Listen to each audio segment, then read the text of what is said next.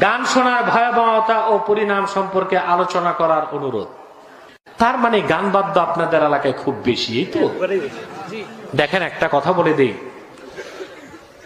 চার মাযহাব একমত।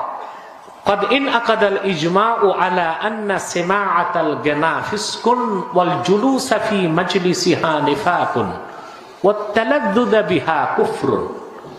গান বাদ্য শোনা কবিরা গুনাহ, হারাম কাজ। গান বাদ্যের মজলিসে, যাত্রা, পালা গান, এগুলোতে যাওয়া মুনাফিকি। আর গান বাদ্য শুনে তাকে বৈধ মনে করা কুফরি।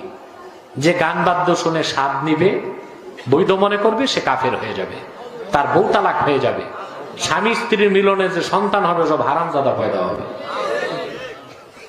গান বাদ্যের ভয়াবহতা এর চেয়ে বেশি আর কি বলবো। দুই, হাদিস আছে, রাসূলুল্লাহ সাল্লাল্লাহু আলাইহি ওয়াসাল্লাম ইরশাদ করেছেন, ইন্নাল গিনা ইউমবিতুন নিফাক।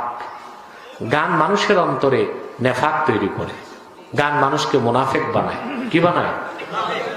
এই নাজায়েজ কাজ থেকে দূরে থাকার চেষ্টা করবে।